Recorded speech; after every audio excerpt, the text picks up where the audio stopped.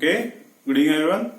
तो previous lectures में हम लोगों ने जो अपने सेल ऑर्गेनल्स कवर कर लिए थे उसमें ribosomes, endoplasmic reticulum, Golgi body, protective layers like cell membrane, cell wall, ठीक है, यहाँ ये माइटोकॉन्ड्रिया, क्लोरोप्लास्ट, ये सब अपने देख लिए हैं। तो आज जो नेक्स्ट लेक्चर है अपना, अब उसमें अपन देखने वाले हैं स्ट्रक्चर ऑफ न्यूक्लियस। ठीक, कि न्यूक्लियस कैसा होता है, क्या होता है न्यूक्लियस में। ठीक है, इट इज न्यूक्लियस। तो सबसे पहले इसका डिस्कवरी से रिलेटेड पार्ट देख लो। It was discovered by Robert Brown. Robert Brown ने इसे 1831 में डिस्कवर किया था। वहीं अगर इसे फर्स्ट सीन की बात करूं, first seen by Leeuwenhoek. Okay, ये होगा डिस्कवरी का पार्ट इसका। अब उसके बाद ये होता किसमें है, ठीक है, तो ये किसमें प्रेजेंट होता है, in all eukaryotic cells, right. लेकिन किसमें नहीं होगा, but absent in mammalian RBC. जितने भी मैमल्स हैं उनमें ये एब्सेंट रहेगा। बट कुछ ऐसे मैमल्स हैं जिनमें प्रेजेंट भी है, जैसे कि camel, llama and embryonic RBCs in human. ठीक है, तो कैमल लामा की जो आरबीसी है, camel llama RBC and embryonic RBC of human में ये प्रेजेंट रहेगा। एम्ब्रियोनिक बोलते हैं, एम्ब्रियोनिक डेवलपमेंट के टाइम पे जो आरबीसी ब्लड प्रेजेंट रहती है वो एम्ब्रियोनिक। जब भी हम एडल्ट हैं तो हमारी आरबीसी में न्यूक्लियस नहीं है। ठीक, तो न्यूक्लियस को क्या कहते हैं, it is brain of cell. Brain of cell, क्योंकि सारे के सारा जो कंट्रोल है पूरे की पूरी सेल की एक्टिविटी का वो न्यूक्लियस के पास ही है, राइट। उसके बाद सेल, जो बेसिकली सेल के टाइप है, type of cell based on nucleus. ठीक है, based on number of nucleus. तो देखो कौन कौन से हो सकते हैं, ई न्यूक्लिएट। ई न्यूक्लिएट मतलब विदाउट न्यूक्लियस वाली। तो विदाउट न्यूक्लियस वाली कौन है, मैमेलियन आरबीसीज, राइट। उसके बाद यूनी न्यूक्लिएट। तो नॉर्मली जो भी सेल रहती है आपकी, स्किन की सेल बोलो, प्लांट की सेल्स बोलो, ये सारी सेल कैसी है, यूनी न्यूक्लिएट है। तो इसका भी एग्जाम्पल लिखने की जरूरत नहीं है। वहीं अगर मैं बात करूं बाय न्यूक्लिएट, तो बाय न्यूक्लिएट का एग्जाम्पल है पैरामीशियम। पैरामीशियम में 2 न्यूक्लियस होते हैं। और फिर आता है लास्ट मल्टी न्यूक्लिएट। तो मल्टी न्यूक्लिएट के एग्जाम्पल में आएंगे कुछ फंगाई। फंगाई भी कौन से वाले, ओसेप्टेड वाले फंगाई। ठीक है, तो इस टाइप से जो न्यूक्लियस के कुछ आपको बेसिक इंट्रोडक्शन यहाँ पे दिया है। ठीक, तो अपन बिना डिले किए सीधे अपन एंटर करते हैं न्यूक्लियस के स्ट्रक्चर पर। तो न्यूक्लियस से रिलेटेड एक इंपॉर्टेंट पॉइंट याद रखना, न्यूक्लियस जैसे कि न्यूक्लियस माइटोकॉन्ड्रिया है, क्लोरोप्लास्ट है, तो उनके ही जैसे न्यूक्लियस भी it is double membranous structure. तो अगर मैं न्यूक्लियस का स्ट्रक्चर देखूं सेल में, तो course it is spherical structure. ठीक है, उस पर ये कैसा है, it is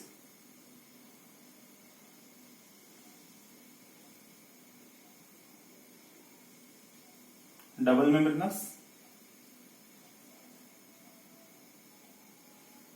right, it is double membranous structure. इसको अपन प्रॉपर थोड़े से इसके एज बना देते हैं, थोड़ा सा देखने में अच्छा लगेगा।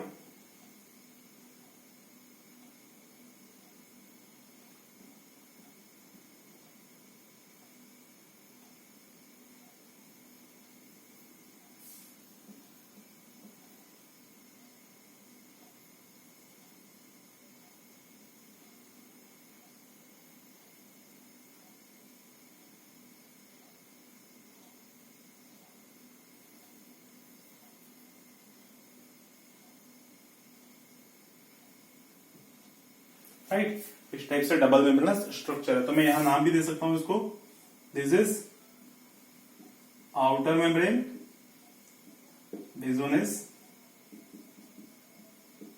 Inner membrane. और इन दोनों के बीच में का जो स्पेस है, this is called as perinuclear space, right.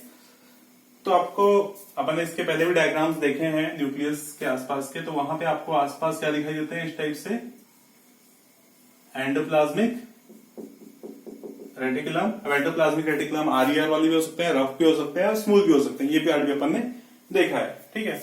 लेकिन अपन ड्रॉ कर देते हैं, यहाँ पे कोई दिक्कत नहीं है। ये भी क्या है, they are also endoplasmic reticulum. अब न्यूक्लियस के अंदर आपको एक और स्ट्रक्चर दिखाई देगी, and this structure is called as nucleolus.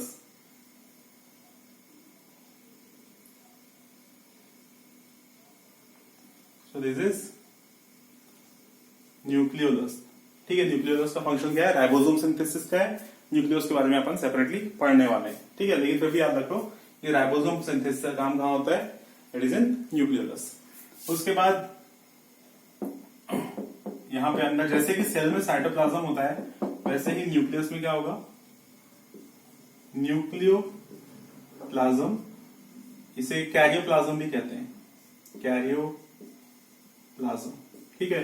तो आउटर और इनर मेम्ब्रेन, इसको क्या बोलेंगे अपन, न्यूक्लियर मेम्ब्रेन। न्यूक्लियर मेम्ब्रेन का एक और नाम है कैरियोथिका, कैरियोथिका, ठीक। उसके बाद आपको यहां पे क्रोमोसोमल डीएनए दिखाई देगा, ठीक है, या इसे आप क्रोमैटिन भी बोल सकते हैं, ठीक। So basically this is chromatin, chromatin. और क्रोमैटिन किस चीज का मिलकर बना होता है, it is of DNA plus protein. Chromatin is made up of DNA and protein. तो अंदर आपको क्या दिख रहा है यहाँ पे, क्रोमैटिन मटेरियल, क्रोमोसोम्स, ठीक है। तो नॉर्मली न्यूक्लियस में क्रोमैटिन ही प्रेजेंट होता है, लेकिन जब सेल डिवीजन का टाइम आता है, उस टाइम ये जो क्रोमैटिन है ये क्रोमोसोम में कंडेंस होकर कन्वर्ट हो जाते हैं, ठीक है। तो नॉर्मली क्या रहेगा, क्रोमैटिन रहेगा। जिस दिन सेल डिवाइड होगी उस दिन वो किसमें कन्वर्ट हो जाएगा, क्रोमोसोम्स में, ओके। तो यहाँ पे आपको दो चीजें दिखाई देती है। ये जो क्रोमैटिन है इसमें दो स्ट्रक्चर दिखाई दे रही है। यहाँ पे आपको डेंस पार्ट दिखाई दे रहा है, डेंस, और ये क्या है, this is light coloured, light, ठीक है। क्यों डेंस है, क्योंकि यहाँ क्रोमैटिन जो गुथा हुआ है, ठीक है। कैसा है, गुथा हुआ क्रोमैटिन है, डेंस। और लाइट कैसा है, एकदम फ्री। तो देखो, अगर आप एग्जांपल देता हूं, गुथा, आपके घर में धागा होगा, थ्रेड होगा, वो कभी कभी गुथ जाता है, ठीक है, मिक्स होने के कारण। तो जब गुथ गया धागा तो उसे आप यूज कर सकते हो क्या, नहीं कर सकते। वैसे यहाँ पे भी जो डेंस क्रोमैटिन है इसको बोलते हैं अपन नॉन फंक्शनल, और जो लाइट क्रोमैटिन है, जो खुला खुला है, इट इज फंक्शनल, ओके। तो ये जो फंक्शनल क्रोमैटिन और नॉन फंक्शनल के नाम भी है प्रॉपर। तो जो फंक्शनल क्रोमैटिन है ये है you chromatin, this is you chromatin. और जो नॉन फंक्शनल है इट इज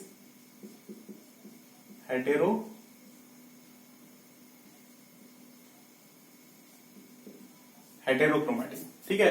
यू मतलब ट्रू क्रोमैटिन, फंक्शनल क्रोमैटिन, और हेटेरो मतलब ये थोड़ा सा कह सकते हैं कॉम्प्लेक्स है, नॉन फंक्शनल क्रोमैटिन है, दैट इज डेंस, ठीक है। तो इतना सब कुछ आपको देखने मिलता है एक बेसिक न्यूक्लियस के स्ट्रक्चर में, ठीक। तो याद रखना एक चीज, यहाँ पे जो क्रोमैटिन है नॉर्मल स्ट्रक्चर है, मैं फिर से एक बार रिपीट कर रहा हूं, नॉर्मली सेल के अंदर आपको सिर्फ और सिर्फ क्रोमैटिन दिखाई देंगे। मान लो मैं अभी सेल डिवीजन देख रहा हूं, ठीक है, सेल को अच्छे से मैं ऑब्जर्व करूं माइक्रोस्कोप में, तो मुझे क्या दिखेंगे, सिर्फ क्रोमैटिन। लेकिन जब सेल डिवीजन होता रहेगा उस टाइम ये क्रोमैटिन क्या हो जाते हैं, अपने अंदर से वाटर मॉलिक्यूल निकाल देते हैं, पानी निकाल देते हैं, और ऐसे डेंस कंडेंस स्ट्रक्चर हो जाते हैं। तो एग्जांपल के लिए अगर मैं बोलूं, सपोज मान लो ये क्रोमैटिन है इस टाइप से, तो जब सेल डिवीजन का टाइम आएगा तो कैसे हो जाएंगे, इस टाइप से क्रोमोसोम के लाइक स्ट्रक्चर में कन्वर्ट हो जाएंगे। तो नॉर्मली हम पढ़ते ही हैं, लेकिन एक्चुअली अंदर क्या होता है, कुछ इस टाइप की स्ट्रक्चर्स होती है, राइट। तो ये आपको जनरली इतनी बेसिक चीजें आपको देखने के, हाँ यहाँ पे एक चीज बताने की रह गई, ये न्यूक्लियर की जो मेम्ब्रेन है, न्यूक्लियस की मेम्ब्रेन में आपको यहाँ पे इस टाइप से पोर्स दिखाई देंगे। This pores are called as nucleopores. Nucleopores का रोल क्या है कि न्यूक्लियोप्लाज्म और साइटोप्लाज्म के बीच में कोऑर्डिनेशन मेंटेन करना। मतलब कुछ चीजें हो सकता है कि न्यूक्लियस से बाहर जाएंगी, हो सकता है कि कुछ चीजें साइटोप्लाज्म से न्यूक्लियस के अंदर जाएंगी, और ये सारी चीजें कहाँ हो पाती, किस चीज की हेल्प से हो रही है? It is due to the nucleopores. ठीक, तो इस टाइप से बेसिक एक स्ट्रक्चर अपने यहाँ पे देखने मिलती है न्यूक्लियस की। ठीक,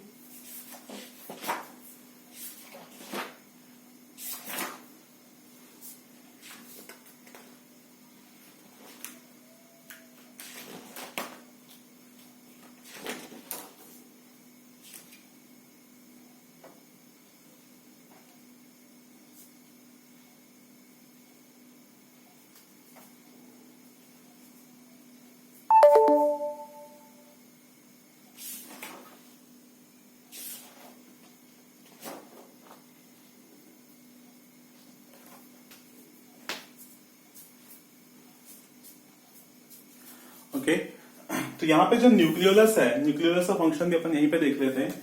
न्यूक्लियोलस का जो फंक्शन है, इट इज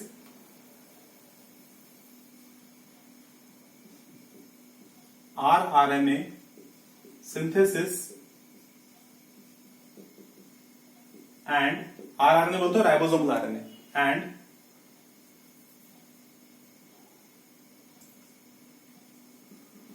राइबोसोम सिंथेसिस। इसी कारण से न्यूक्लियोलस को राइबोसोमल फैक्ट्री भी बोलते हैं, राइबोसोमल फैक्ट्री। ओके, तो इतनी चीजें आपको बेसिकली एक न्यूक्लियस में दिखाई देती है। तो नेक्स्ट पार्ट जो अपन अभी यहाँ पे देख रहे हैं, it will be about the chromatin.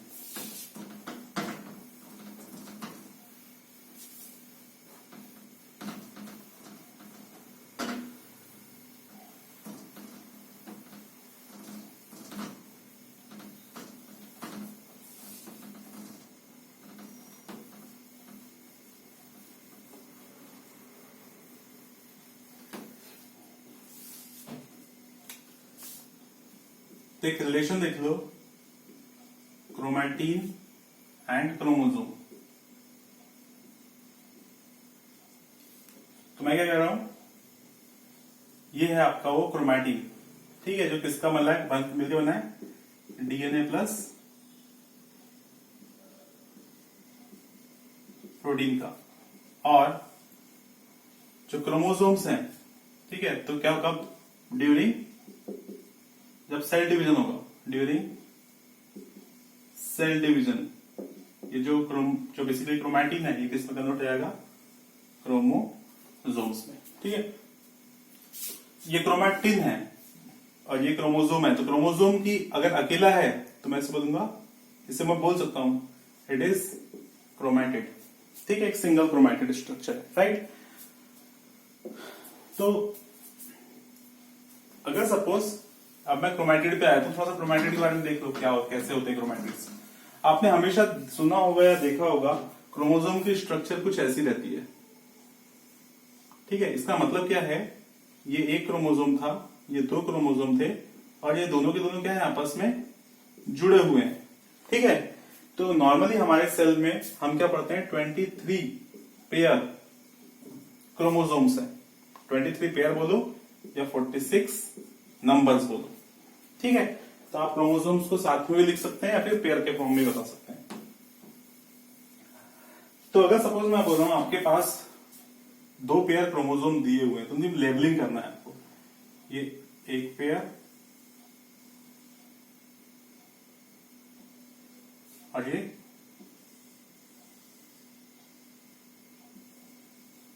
दूसरा पेयर। ठीक है, तो मान लो ये था ए क्रोमोसोम, ये था बी, ये था सी और ये डी। तो ए और बी जो हैं, दे आर सिस्टर क्रोमैटिड्स, साथ साथ में ना, इसलिए क्या बोलेंगे इनको, सिस्टर क्रोमैटिड। सी और डी जो हैं, ये भी दोनों साथ में हैं, तो ये भी क्या है, ये भी क्या है, सिस्टर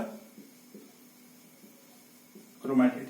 लेकिन अगर मैं बोल रहा हूं बी और सी, ये दोनों अलग अलग नहीं, साथ में पेयर्ड नहीं, अलग अलग हैं, इनको बोलते हैं अपन नॉन सिस्टर